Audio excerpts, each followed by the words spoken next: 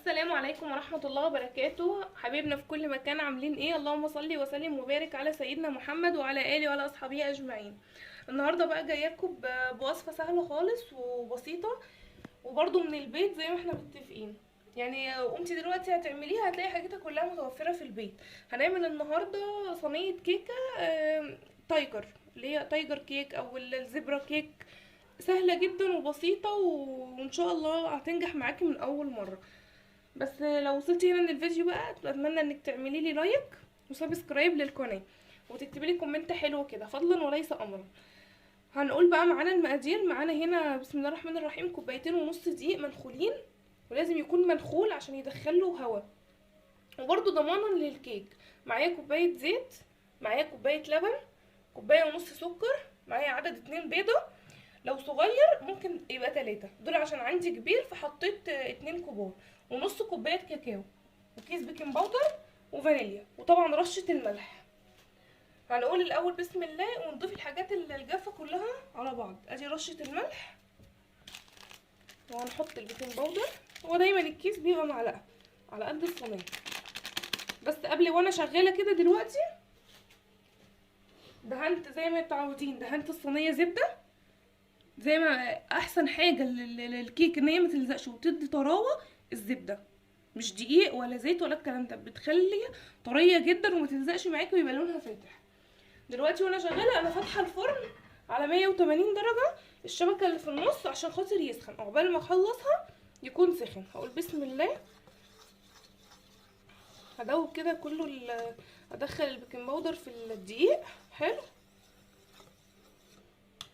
بس كده خلاص. هنقص بقى الكميه، يعني هخلي ايه بالتقريب كده عينك، يعني مثلا كوبايه، نحط كوبايه بتاع كوبايه دقيق كده هنا كده، عشان دي اللي هنخليها شوكولاته. طبعا برضو الكاكاو منخول، ويا ريت تستحسن تنقي نوع كاكاو نظيف عشان يخلي طعمها حلو. ده الكاكاو اللي هو الاسباني دوت، طعمه حلو قوي وغني زي ما انتم شايفين انه غامق جدا. برضو هخلطه حلو. طبعا برضو الكاكاو نخلاه عشان بيبقى فيه تكتلات كده، حتى لو جايباه صابح وكده برضو بيبقى فيه شويه تكتلات كده.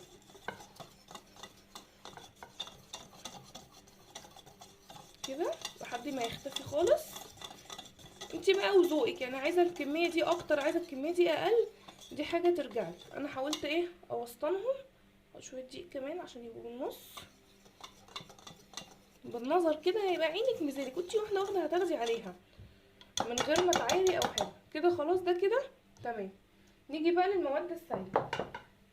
انتي دلوقتي عايزه تضربيها في المضرب الكهرباء ماشي، في الخلاط ماشي، الاتنين متاح معاكي. بالمضرب السلك حتى تخلطيها ماشي، بس هو انا بستسهل الخلاط، بيبقى حلو وسريع وما بياخدش وقت. هجيب بس الخلاط وارجع لكم. رجعت لكم تاني يا حبايبي. هضيف الزيت الاول، اي حاجه هو كده كده كله هيتضرب مع بعضه. كوبايه الحليب بسم الله، كوبايه ونص سكر. طبعا السكر ده حسب الرغبه، لو عايزه تقلي عن كوبايه ونص ماشي، عايزه تزودي ماشي، بس يعني يستحسن ما تكتريش اكتر من كوبايتين عشان ما يغمقش معاكي الكيك. ويستحسن برضو حاجه من اسباب فشل الكيك الزيت يكون نظيف، يعني بلاش اللي هو الزيت التومين الغامق بتاع القليه ده، زيت يكون فاتح. والسكر كمان يكون فاتح عشان خاطر ما يغمقلكيش برضو الكيك، ده من اسباب نجاح الكيك. هنزل بالفانيليا، نسيت اقول لكم بس على معلقه خل.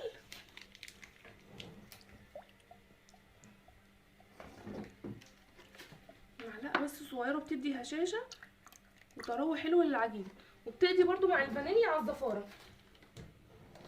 هضرب بقى الخليط ده كويس قوي بسم الله.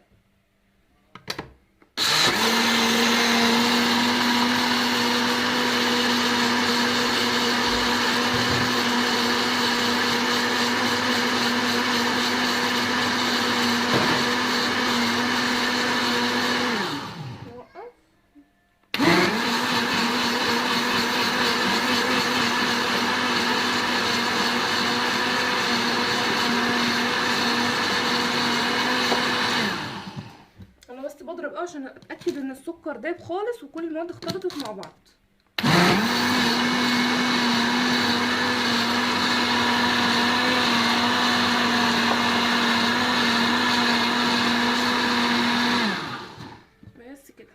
تمام كده. نقول بسم الله. هنحط الاول نص الخليط هنا، يعني بالتقريب كده حوالي مثلا كوبايه من الخليط، مش لازم احط الاتنين مع بعض، احط مثلا كده الاول وهقلب. بسم الله. اظبط القوام بتاع دي الاول، طبعا هي لسه عايزه باين عليها، مكتريش بس عشان ايه متحتاجيش تحطي دقيق تاني او تبوظي كده المعيار معاكي. بسم الله. تحتاج شويه كمان. ولو الكيكه مثلا حبيت ان هي مثلا جمدت معاكي كده والخليط بتاعك خلص، ممكن تزودي لها بقين لبن، بق ميه، مش هتقولك حاجه وهتشتغل معاكي زي الفل. ما تقوليش يعني الكيكه وقفت فخلاص كده باظت، لا. بس كده.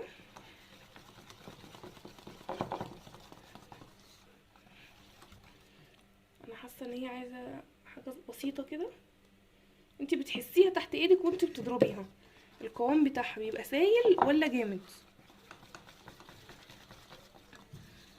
بس كده. بصوا القوام بتاعها عامل ازاي، لا هو تقيل ولا هو خفيف. بس خلاص كده. ده كده الابيض. نيجي بقى على الشوكولاته، نزود برضو شويه شويه عشان ما يزيدش مننا. بسم الله. لا ده لسه هيعوز، يبقى خلاص هي كده هياخد الكميه بتاعته كلها.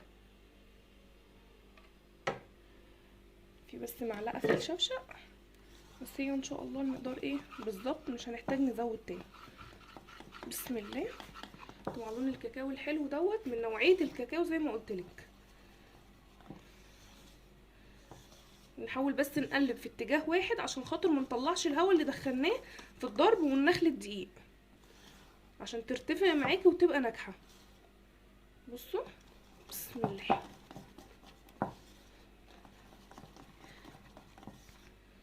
خلاص كده تمام. بصوا القوام بتاعها، ممكن نحط اخر بق مش هيقول لا. بس خلاص كده. كده القوام بتاعها مظبوط جدا، وان شاء الله تطلع النتيجه مرضيه. بصوا. بسم الله. ده يبقى القوام بتاعها.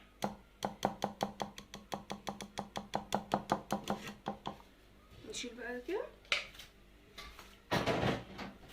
هنيجي بقى نقفل، هيبقوا بالمنظر ده الاتنين الخليط بتوعنا.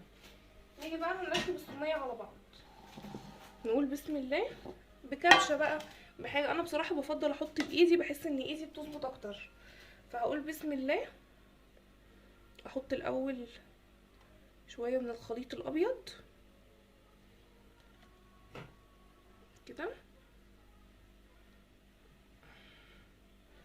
انتي مش هتعرفي تتحكمي زي كده، اعملي بالكبشه وكبشه،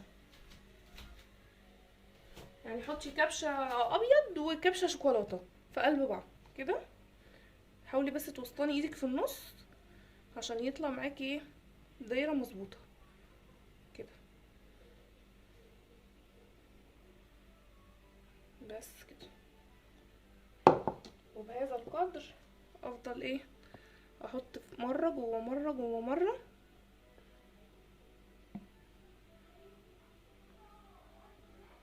كده.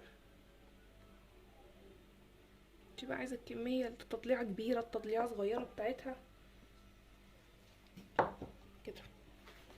افضل بقى بالشكل ده لحد ما اخلصها كلها، اخلص الكميه اللي عندي كلها كده. هيبقى بالشكل ده. اخلص انا بقيه الكميه عشان ما اطولش عليكم وارجع لكم تاني.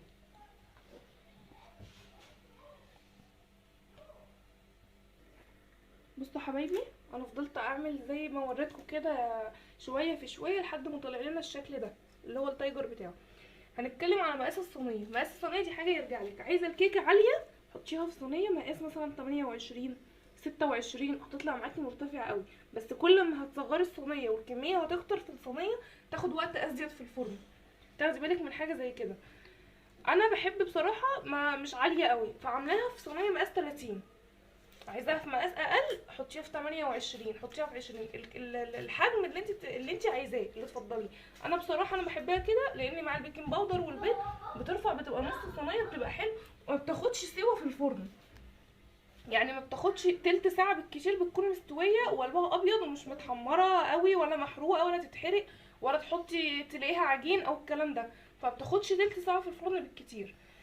انا كده ده كريم يا جماعه.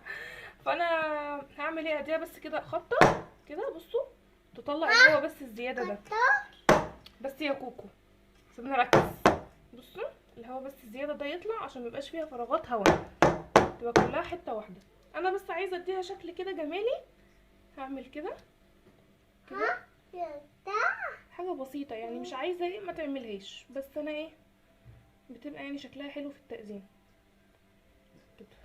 اكتر مثلا الورد كده تبقى شكل ورده ايه مفرغه كده، بس كده حلوه قوي. هعمل ايه دلوقتي، هدخلها بقى الفرن على طب استنى هديك حته بس لما تستوي، اصبر. هدخلها دلوقتي الفرن على 180 زي ما قلت. خلاص يا حبايبي كده انا هدخلها بقى انا على الفرن دلوقتي، انا مسخناه بقاله 10 دقايق على 180 زي ما قلت لكم. الشبكه تبقى في النص بالظبط، ما تبقاش تحت عشان خاطر ما تتلسعش منك. هدخلها بقى الفرن وبعد تلت ساعه كده هختبرها بسكينه بخله رفيعه، هختبرها من النص. لو طلعت نظيفه تمام كده هطلعها. بس بلا يستحسن ما تطلعيهاش برضو على رخامه ساقعه او على جو ساقع، عشان دي برضو من الاسباب اللي هتخليها تهبط منك وتكتم. او كتير بيشتكوا ان هي بعد الكيكه تبقى مستويه وشكلها حلو، مجرد ما تطلع مفيش بنص ساعه تهبط من النص وتبقى حواليها مستويه. المشاكل دي كلها ان شاء الله هنحلها النهارده. هندخلها الفرن، نطلعها مثلا نحطها على الفرن على البوتاجاز من فوق والفرن مقفول، تاخد بس السخونيه وتهدى كده منها، وان شاء الله هتطلع معاكي مظبوطه. هدخلها بقى الفرن وبعد ما تطلع نرجع نوريها لكم، واقطع حته واوريها لكم من جوه، استنوني.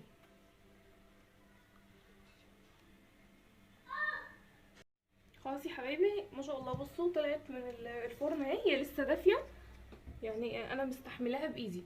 بصوا ما شاء الله ملت فوق نص الصينيه زي ما انا قلت لكم، وفاصله من الجناب بسبب الزبده اللي قلت لكم عليها. انا اختبرتها من هنا، هي طلعت نظيفه وزي الفل. اقلبها معاكم، بسم الله. بصوا بسم الله، الصينيه مفيهاش اي حاجه، شايفين الطراوه بتاعتها، ده من الزبده ومستويه كلها سوا واحد، مفيش حاجه متحمره ولا حاجه محروقه. بسم الله، نزلت حاطلها في ايدي عشان لسه دافيه، مش مهم. اقطع لكم حته كده، بسم الله، عشان اشوف شكلها من النص عامل ازاي.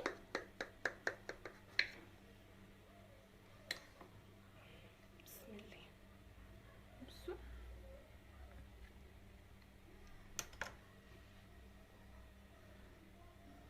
الطبقات بتاعتها، بصوا مظبوطه ازاي، عشان كنت بنزل بالكميه مظبوطه من ده، من الابيض شويه ومن من الشوكولاته شويه. بصوا الكيك ابيض ازاي، فاتح خالص مش غامق، وكله واخد سوا واحد. بصوا مادام بترد معاكي كده، بص عامل زي السفنجه بالظبط معاكي. بصوا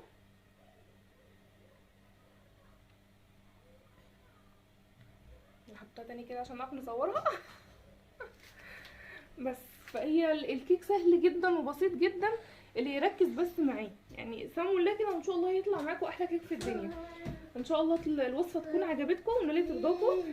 اتمنى بقى الدعم وسبسكرايب للقناه، وكلمه حلوه منكم كده تشجعوني بيها، ولايك جميل زيكم، واستنوني في وصفات اكتر واكتر، وان شاء الله نبتدي سلسله التفريزات. وده كريم عايز ياخد حته، حاضر. اقفل الفيديو واديك. ان شاء الله كده اتمنى تكون الوصفه عجبتكم باذن الله ونالت رضاكم، حاجه خفيفه وسهله كده. وقولوا لي عايزين تسمعوا يعني عجبكم المحتوى دوت، ولا اغير مثلا فلوجات بقى او تحديات اكل او كده. شوفوا انتوا عايزين ايه واكتبوا لي في الكومنتات ان شاء الله، وانا هعمل اللي انتوا هتقولوا عليه. شوفوا معلش ارتفاعها، بصوا زي ما قلت لكم، لا عاليه قوي ولا واطيه قوي، يعني معقوله. دي صينيه مقاس 30، اكبر صينيه في الطقم، وكلها سوا واحد، مفيش حته عاليه عن حته، الحته دي عاليه شويه عشان مطرح ما قلبتها. اتمنى بقى تكون الوصفه عجبتكم، واشوفكم ان شاء الله في وصفه جديده باذن الله. والسلام عليكم ورحمه الله وبركاته.